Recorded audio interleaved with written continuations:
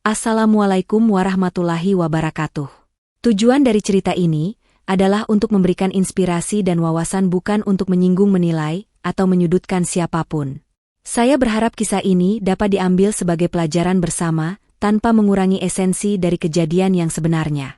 Sebelum video ini dilanjutkan, saya mohon keikhlasan teman-teman untuk subscribe dan like. Saya doakan Anda sehat selalu, panjang umur, dan dilancarkan rezekinya. Baiklah, kita mulai saja ceritanya. Di sebuah kota kecil yang damai, hiduplah seorang wanita muda bernama Aulia.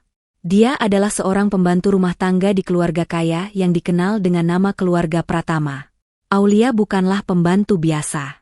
Dia memiliki hati yang lembut, wajah yang cantik dengan senyuman yang menyejukkan, serta selalu mengenakan hijab yang sederhana namun anggun. Kehadirannya di rumah keluarga Pratama tidak hanya membawa kerapian, tetapi juga ketenangan. Aulia mulai bekerja di rumah besar itu setelah kematian kedua orang tuanya. Meski hidupnya penuh cobaan, ia tetap bersikap ikhlas dan bersyukur. Pak Arya Pratama, seorang pengusaha sukses berusia 35 tahun, adalah majikannya. Dia seorang duda tanpa anak yang kehilangan istrinya 3 tahun lalu karena kecelakaan mobil. Pak Arya adalah sosok yang tegas dan pendiam, tapi jauh di lubuk hatinya, dia merindukan kehangatan keluarga yang telah lama hilang. Aulia, dengan sikap sopan dan ketulusan hatinya, secara perlahan menjadi bagian penting dalam kehidupan rumah itu. Tanpa disadari, kehadirannya membawa perubahan besar pada Pak Arya.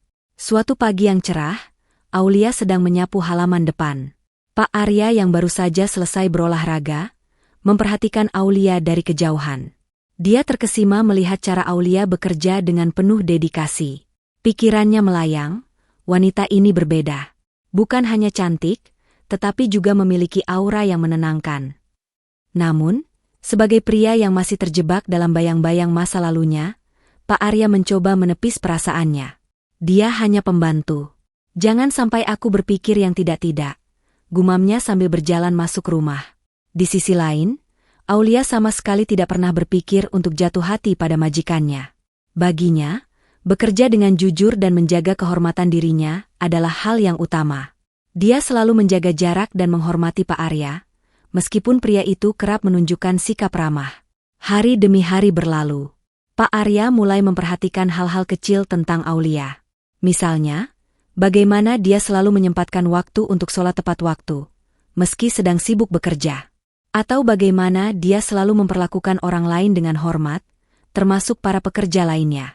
Suatu malam, saat hujan deras mengguyur, listrik di rumah tiba-tiba padam. Aulia dengan cekatan menyalakan lilin dan memastikan semua orang di rumah tetap nyaman. Pak Arya yang saat itu sedang bekerja di ruang kerjanya merasa kagum dengan ketenangan Aulia. "Aulia, kamu tidak takut gelap?" tanyanya saat Aulia membawa secangkir teh ke ruang kerjanya. Aulia tersenyum, "Takut, Pak. Tapi saya percaya, dalam gelap pun Allah selalu menjaga."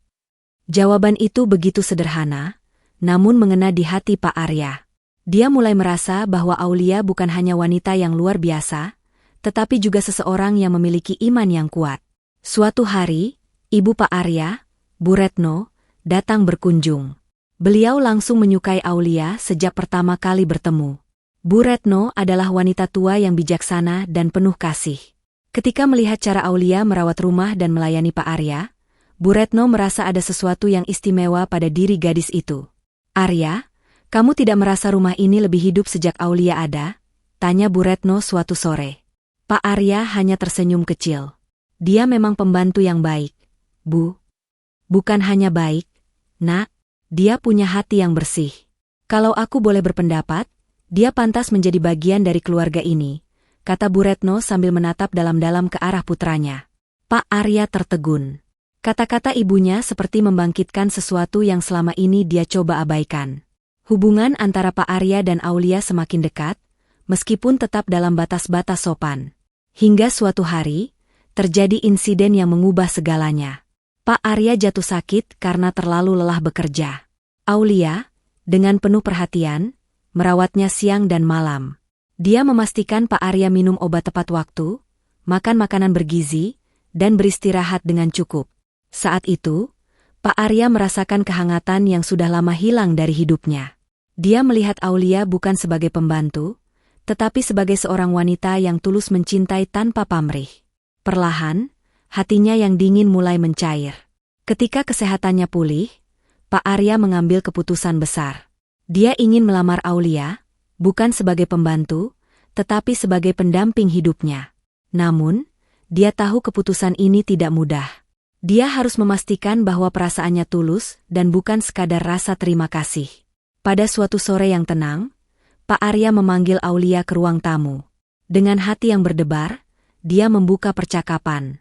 "Aulia, ada sesuatu yang ingin saya sampaikan," katanya sambil menatap mata Aulia yang penuh rasa ingin tahu. "Apa itu, Pak?" tanya Aulia sopan. Pak Arya menarik napas panjang. "Selama ini, saya melihat kamu bukan hanya sebagai pembantu, tetapi juga sebagai wanita yang luar biasa. Saya kagum dengan iman, sikap, dan ketulusanmu. Saya ingin kamu menjadi bagian dari hidup saya. Aulia, maukah kamu menikah dengan saya?" Aulia terkejut. Dia tidak pernah menyangka bahwa majikannya akan melamarnya. Hatinya bergetar, antara bahagia dan ragu. Dia memandang Pak Arya dengan mata yang berkaca-kaca. "Pak Arya, ini adalah hal yang besar.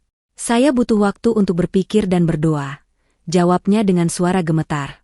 Pak Arya mengangguk. "Tentu, Aulia. Saya tidak ingin kamu merasa terpaksa. Ambillah waktu sebanyak yang kamu butuhkan." Beberapa hari kemudian, Aulia memberikan jawaban. Dengan suara lembut, dia berkata, "Pak Arya, saya telah berdoa dan merenungkan ini. Jika niat Bapak tulus dan berdasarkan ridha Allah, saya menerima lamaran Bapak." Pak Arya tersenyum lebar. Dia merasa seperti mendapatkan kembali kehidupan yang hilang. Pernikahan mereka pun direncanakan dengan sederhana, hanya dihadiri oleh keluarga dekat dan teman-teman terdekat. Setelah menikah, Aulia tidak hanya menjadi istri yang setia, tetapi juga partner hidup yang mendukung Pak Arya dalam segala hal. Dia membantu suaminya menemukan kembali kebahagiaan dan tujuan hidup. Bersama-sama, mereka membangun keluarga yang penuh cinta dan keberkahan. Pernikahan itu juga membawa kebahagiaan baru dalam hidup Bu Retno. Beliau merasa lega melihat putranya menemukan kebahagiaan bersama wanita yang tulus dan penuh kebaikan seperti Aulia. Di setiap kunjungannya, Bu Retno selalu memuji cara Aulia menjaga keharmonisan rumah tangga. Tak lama setelah menikah, Aulia dan Pak Arya memutuskan untuk membuka sebuah yayasan sosial. Inspirasi mereka datang dari masa lalu Aulia yang pernah mengalami kehidupan sulit. Mereka ingin membantu anak-anak yatim dan kaum duafa agar mendapatkan pendidikan dan kesempatan hidup yang lebih baik. Kehadiran Aulia juga memberi semangat baru bagi para pekerja di rumah keluarga Pratama. Dia memperlakukan mereka dengan penuh hormat, bahkan mengajarkan mereka untuk lebih memahami pentingnya iman dan akhlak dalam kehidupan sehari-hari. Aulia menjadi panutan yang menginspirasi banyak orang di sekitarnya. Kisah mereka menjadi inspirasi bagi banyak orang di sekitar mereka. Bahwa cinta sejati tidak melihat status, tetapi dilandasi oleh ketulusan hati dan keimanan. Dan di balik hijab Aulia, tersimpan keindahan yang tidak hanya memikat mata, tetapi juga jiwa. Dan meskipun mereka telah membangun kehidupan yang harmonis, Aulia dan Pak Arya tak pernah berhenti berusaha menjadi lebih baik. Mereka saling mengingatkan dalam kebaikan dan kesabaran, menjadikan rumah tangga mereka tempat di mana cinta, iman, dan pengabdian tumbuh bersama. Mereka percaya bahwa kebahagiaan sejati berasal dari bagaimana mereka memperlakukan satu sama lain, serta bagaimana mereka berbagi kebahagiaan itu dengan dunia di sekitar mereka. Terima kasih sudah mendengarkan cerita ini, semoga kita dapat mengambil pelajaran di dalamnya.